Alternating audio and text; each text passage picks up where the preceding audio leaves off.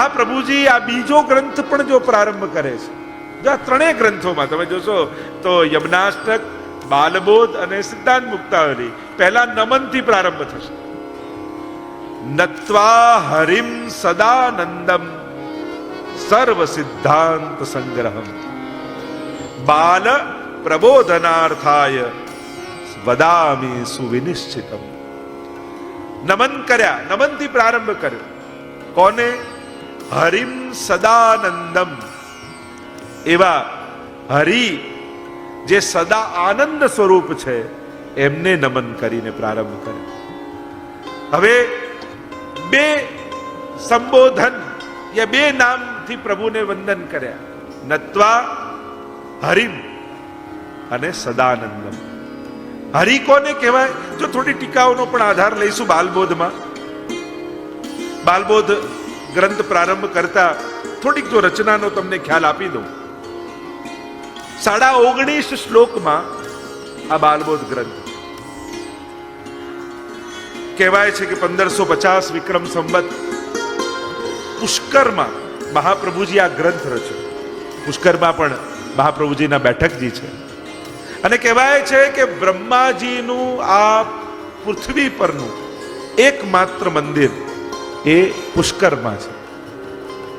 અને એમ માન્યતા છે કે પૃથ્વીના સૃષ્ટિનું સર્જન, આનું સર્જન સૃષ્ટિનું ભગવાનના નાભી કમલમાંથી પ્રગટ થઈ બ્રહ્માજીએ અહીંયાથી કર્યું. એટલે કે આ બ્રહ્માંડની નાભી છે પુષ્કર, એ રીતે એનો પરિચય આપવામાં આવતો છે. અને બ્રહ્માજીનું ત્યાં એકમાત્ર મંદિર મહાપ્રભુજીના બેઠકજી છે. મહાપ્રભુજી ત્યાં પધાર્યા છે અને ત્યાં આ બાલબોધ ગ્રંથની રચના મહાપ્રભુજીએ કરી. અને આ ગ્રંથ સર્વપ્રથમ ભણાવ્યો નારાયણદાસ કાયસ્થને. જો થોડુંક પરિચય નારાયણદાસજીનો અને આ બાલબોધ ગ્રંથને એમને ભણાવવાનો લઈ લઈએ તો નારાયણદાસ અંબાલામાં હકેમને ત્યાં એમના પિતા કાર્ય કરતા. એના દીકરા એવી ખોટી લત લાગી ગઈ એમને નારાયણદાસજીને કે જુગાર રમતા, જુઓ રમતા થઈ ગયા. ઘણું પિતાએ સમજાવ્યું પણ કેમે કરીને સમજે નહીં, માને નહીં. અને એવી લત લાગી કે છૂટે નહીં જુગાર. એક વાર રમતા રમતા જે કાંઈ હતું એ બધું 1000 રૂપિયા એ સમયના લગાવી દીધા અને હારી ગયા ને ડર લાગ્યો કે હવે જો ઘરમાં પિતાને ખબર પડશે તો ખૂબ નારાજ થશે અને મારે દંડ ભોગવવો પડશે. એટલે ઘરથી ભાગી ગયા ને ક્યાંક દક્ષિણમાં ગયા, વિદ્યા અભ્યાસ કર્યો. અને વિદ્યા અભ્યાસ કર્યો ને થોડી વિદ્યા આવી તેમ થયું કે કમાવા માટેનું કોઈ સાધન મળે તો એક ગામમાં નિવાસ કર્યો. બજાર હતું ને ત્યાં એક ઓરડો રાખી બાળકોને ભણાવવા લાગ્યા, વિદ્યા અભ્યાસ કરાવે. પરિભ્રમણ કરતા કરતા એકવાર મહાપ્રભુજી એક ગામની બહાર પધાર્યા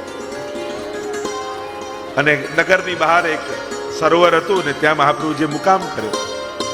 અને પ્રભુની સામગ્રી લેવા માટે કૃષ્ણદાસ મેઘનને મોકલ્યા. અને કૃષ્ણદાસ મેઘન સામગ્રી લેવા માટે બજારમાં ફરી રહ્યા છે અને એમની દ્રષ્ટિ પડી આ નારાયણદાસ. બાળકોને ભણાવે છે પણ એટલો બધો ક્રોધ કરે છે, એટલો બધો ક્રોધ કરીને ભણાવે છે. એટલે કૃષ્ણદાસ મેઘન આવ્યા, કહ્યું નારાયણદાસ આવ્યા નિકટ. કહેવા લાગ્યા કે આવો ક્રોધ કરીને તમે બાળકોને ભણાવો છો એટલે મને એમ લાગે છે કે તમારે સ્વભાવને અનુકૂળ આ કાર્ય નથી. કારણ કે આટલો બધો ક્રોધ અને બાળકોની સાથે આવા સ્વભાવ જોડે રહેવું ઠીક નથી, તમારું કંઈક અહિત થઈ જશે. એટલે આ તો એટલા ક્રોધી. અરે તમારે શું છે, આ મારે જે કામ કરવું હોય કરવું, તમે કોણ કહેનારા મને? જેમ તેમ કૃષ્ણદાસ મેઘનને કહેવા લાગ્યા. એટલે કૃષ્ણદાસ મેઘનને થયું કે આમને પરિચય કરાવવો જોઈએ. એટલે કૃષ્ણદાસ મેઘને એટલું કહ્યું કે અંબાલાને ભૂલી ગયા નારાયણદાસ? ત્યાં જુગાર રમતા અને હારીને ભાગીને આવ્યા એ બધું ભૂલાઈ ગયું છે? ચોંકી ગયા. અરે આમને મારો ભૂતકાળ ક્યાંથી ખબર પડે? નિશ્ચિત આ કોઈ ભગવતી લાગે છે. અને પાછા ભણાવવામાં લાગી ગયા. અને કૃષ્ણદાસ મેઘન તો સામગ્રી લઈ અને ચાલ્યા મહાપ્રભુજીની સેવામાં. અને અહીંયા કોઈ બાળકે કંઈક ભૂલ કરી હશે ને એટલો બધો ક્રોધ એમને કર્યો કે એવી લાકડી એના માથા પર મારી કે લોહીની ધારા વહેવા લાગી ને ચક્કર ખાઈને મૂર્છિત થઈને બાળક પડ્યું. અને હવે ગભરાય ક્યાંક આ બાળક મરી ન જાય, અને જો આ મારી મરી જશે તો મૃત્યુદંડ મને આવશે. શું કરું, કેમ કરીને બચું? યાદ આવ્યું પેલા ભગવદી આવ્યા જે મારું ભૂતકાળ જાણતા હતા. કદાચ એમનામાં એવું સામર્થ્ય હોય કે આને પાછું જીવિત કરી લે. એટલે પૂછતા પૂછતા બજારમાં કે પેલા વ્યક્તિ આવ્યા એ ક્યાં ગયા, અને તપાસ કરતા કરતા જ્યાં મહાપ્રભુજીનો મુકામ હતો ત્યાં આવીને જુએ તો મહાપ્રભુજીની સેવામાં કૃષ્ણદાસ મેઘન આવીને મહાપ્રભુજીને સાષ્ટાંગ દંડવત કરે. કૃષ્ણદાસ મેઘને કહ્યું કે વંદન કરવા હોય તો અહીંયા કરો. મહાપ્રભુજીને વંદન કર્યા અને વાત કરી, આમ થઈ ગયું છે ને આ રીતે બાળક મૂર્છિત થઈને પડ્યું છે. મહાપ્રભુજીએ મંત્રિત કરીને જલ આપ્યું ને કહ્યું, જાઓ બાળક પર છાંટો. મૃત પામેલા બાળક ઉપર મહાપ્રભુજી આપેલું જલ અને જ્યાં છાંટ્યું ત્યાં જીવિત થઈને બાળક ઊભું થઈ ગયું. પ્રસન્ન થઈ ગયા. નારાયણ દાસ, ચલો આ એક વિપત્તિ તો ટળી, પણ જે એક સાધારણ વિપત્તિને ટાળી શકે એ મારા ભવની વિપત્તિઓને ટાળી શકે. દોડતા મહાપ્રભુજીના શરણે ગયા, વિનંતી કરી, મને શરણમાં લો. અને શરણમાં લીધા. કહ્યું કે તમે અમારી જોડે દ્વારિકા ચાલો. દ્વારિકા આવ્યા અને મહાપ્રભુજીએ કહ્યું કે હવે તમે પાછા અંબાલા જાઓ તમારા ઘરે. અરે મારા પિતા નારાજ થશે, મને નહીં સ્વીકાર કરે. મહાપ્રભુજી કહે, અમે આશીર્વાદ આપીએ છીએ, તમારા પિતા ચોક્કસ તમારો સ્વીકાર કરશે. વિનંતી કરી, જયરાજ હું આટલો સમય આપની સાથે રહ્યો પણ હજી અંતઃકરણના દોષો ગયા નથી, હજી પ્રભુમાં દ્રઢતા હજી આવી નથી, અનન્ય અનુરાગ પ્રગટ થયો નહીં. આપ કોઈ કૃપા કરો તો પ્રભુમાં દ્રઢતા પ્રગટ થાય. મહાપ્રભુજી ચરણામૃત આપ્યું અને સૌથી પહેલા બાલબોધ ગ્રંથ આ નારાયણદાસજીને ભણાવ્યો. નારાયણદાસજીને ભણાવ્યો, અજ્ઞાન દૂર થયું, શાસ્ત્રોના જ્ઞાન થયા, અંતઃકરણ વિશુદ્ધ થયું. કહ્યું કે આપ આજ્ઞા કરો તો ભગવત સેવા કરો. મહાપ્રભુજીએ કહ્યું કે તારાથી ભગવત સેવા નહીં થાય. મહાપ્રભુજી અષ્ટાક્ષર અને પંચાક્ષર બે મંત્ર એમને લખી નાખ્યા અને કહ્યું કે તું હસ્તાક્ષરની સેવા કરજે અને પ્રભુમાં શરણાગતિનો ભાવ રાખીને રહેજે, ઠાકોરજી તારા પર કૃપા કરશે.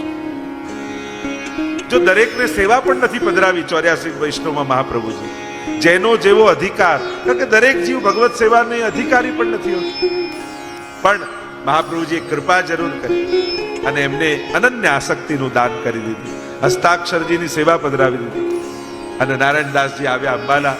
પિતાએ એમનો સ્વીકાર કર્યો. રાજાએ પણ જોયું કે આમનો દીકરો આવ્યો છે તો એક યોગ્ય પદ એમને આપ્યું અને હવે તો રાજકાજમાં ખૂબ વ્યસ્ત રહેવા લાગ્યા. બાલબોધ ગ્રંથનો નિત્ય પાઠ કરે, મહાપ્રભુજીના હસ્તાક્ષરજીની સેવા કરે અને મહાપ્રભુજીના ચરણોમાં એમનું ચિત્ત ચોંટી રહેતું, અખંડ ભગવત ચિંતનમાં રહેતું.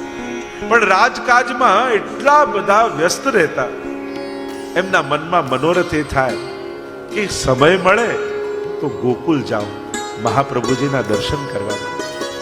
મહાપ્રભુજી ગોકુલ બિરાજે છે પણ એટલા બધા વ્યસ્ત રહે કે એમને સમય જ ન મળે.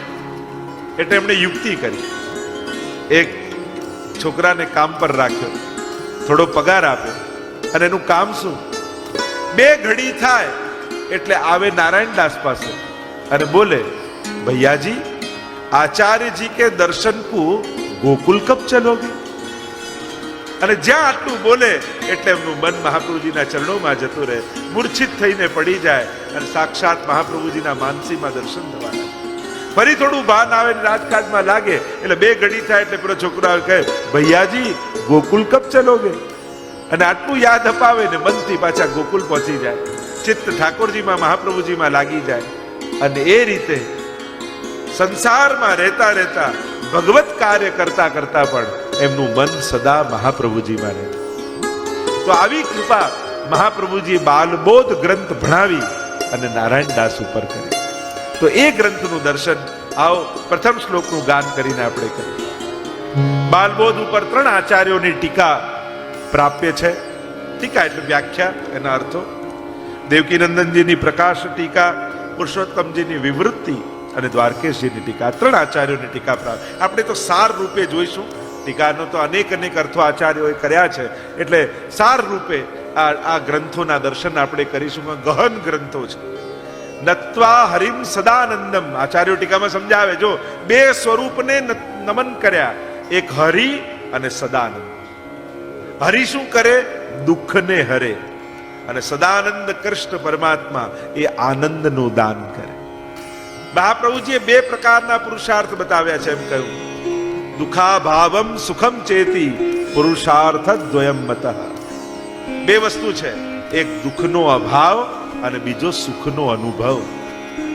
જે 4 પુરુષાર્થો છે ને, ધર્મ, અર્થ, કામ અને મોક્ષ, એ 4 પુરુષાર્થોને 2 માં ડિવાઈડ કરવા હોય તો 2 પુરુષાર્થ એ દુઃખના અભાવ માટે છે અને 2 પુરુષાર્થ સુખના અનુભવ માટે છે.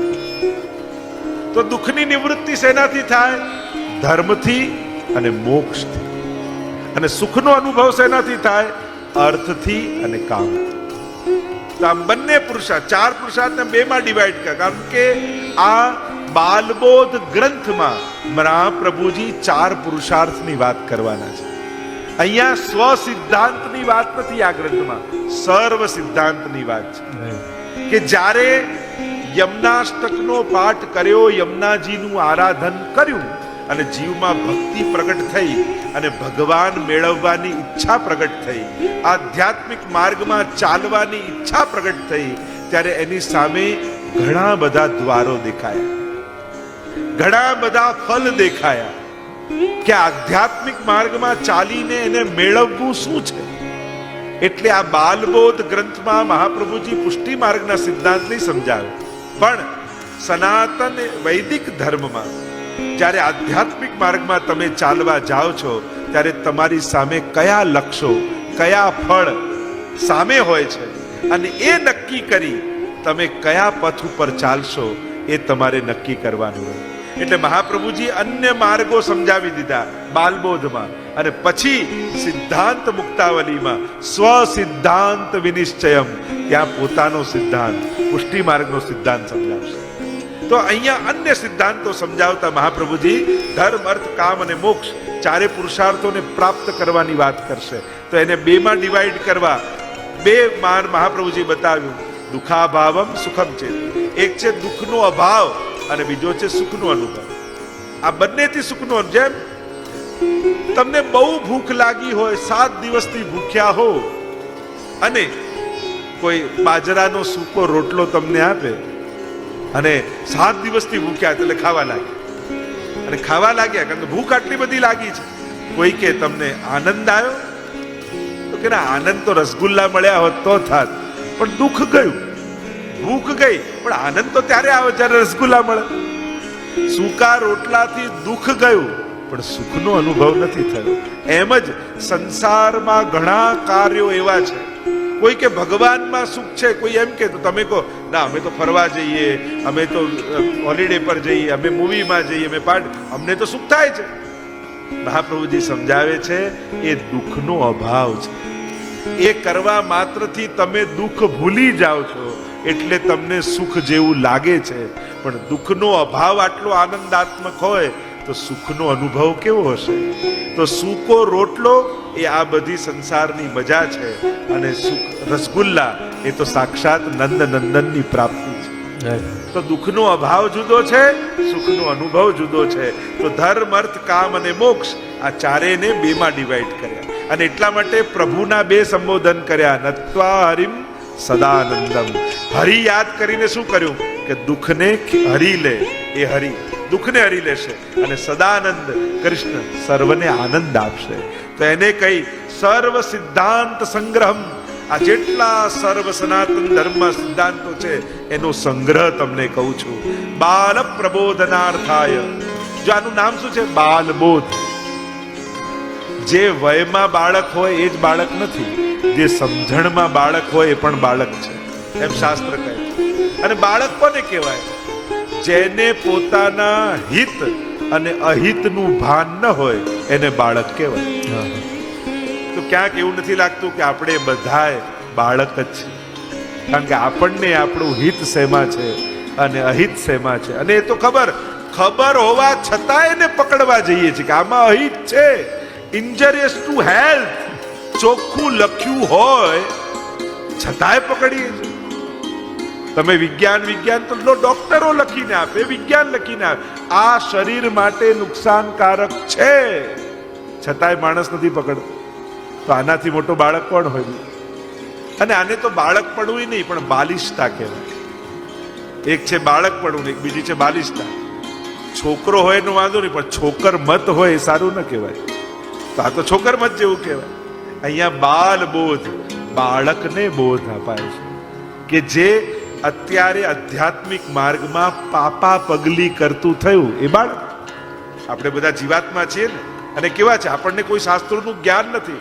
કોણ પરમાત્મા, કોણ દેવતા, શેમાં કલ્યાણ, શેમાં અહિત, આપણે કાંઈ જાણતા નથી. આપણે તો હવે યમુનાજીએ કૃપા કરી, ભાવ આપ્યો, એટલે હવે પાપા પગલી કરીશું ધર્મના માર્ગમાં. એટલે આ ગ્રંથનું નામ આપ્યું બાલ બોધ.